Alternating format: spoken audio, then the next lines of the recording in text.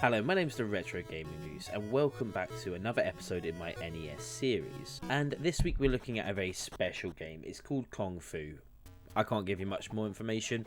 It's called Kung Fu. Now, last week when I was talking about the Double Dragon games, I mentioned that Double Dragon was one of the very first beat-em-up games. Which is true, but it turns out the very first beat-em-up game was a game called Kung Fu Master, also known as Spartan X for some reason in Japan, which was released in arcades in 1984 and eventually got a port over to the NES in 1985. The slight change that they changed the name from Kung Fu Master to Kung Fu. There is a very noticeable graphical downgrade for the home console port, but that was quite common back in the time. But controversially, one of the things I think is crazy about this game is instead of like with every other beat 'em up I can ever think of going from the left of the screen to the right of the screen, for some reason you go from the right of the screen to the left in this one. It is a very short game. It does only have 6 stages, which are made up of the 6 floors of this dojo that you're fighting through. You have 2 buttons, punch, kick, and then directional pad. And this game is actually very hard. It is designed to be a coin guzzler game, like an arcade machine game. And that's probably one of the most notable things about it, is how hard it can be. This game, they just absolutely pile on enemies, and then it ramps up a little bit when you get to different floors. Now, honestly, I'd never really played this game before. I found this in my local CEX when I bought Double Dragon, and I thought, well, I can't just leave one NES game by itself, I'll buy them both. And I was pleasantly surprised by how addictive this game is. I think it's just something about the beat 'em up formula that really, I just really enjoy this.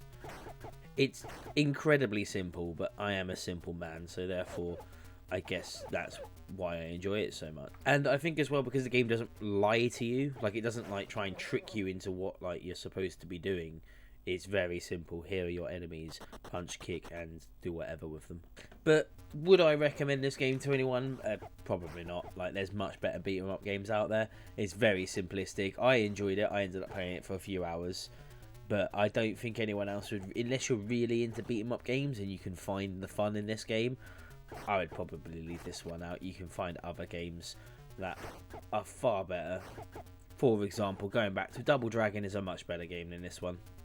This is a bit, yeah. I had to actually Wikipedia what the story in this game was because there's no context at all in the game. You press start, and then you're just kicking and punching people. It's only because I've looked up that the 6 levels are different floors of the dojo that I now know that. Because it genuinely doesn't tell you that. It doesn't tell you that what you're doing, what your person is, why this man has a sword. I just started him, and then the enemy bar started going down, and I was like, what's going on here? Turns out there's a boss at the end of each stage, but no, I didn't know that, and I don't know why he gets a samurai sword.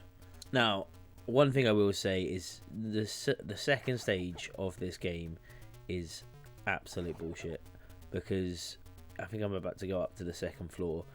This second stage, it just ramps up for no reason. All this time you've been fighting other karate or other kung fu students. You get upstairs and there's demons and dragons, snakes. No kung fu can prepare you for that. Honestly, it's ridiculous. Here's all the bullshit that happens on the top floor now, or the second floor. Anyway, that's enough about me ranting about a game that came out in the 80s. If you have enjoyed this video, please remember to like the video, subscribe to the channel, because there's going to be plenty more retro gaming stuff coming over in the next couple of weeks. Thank you so much for watching, and hopefully I'll see you in the next video.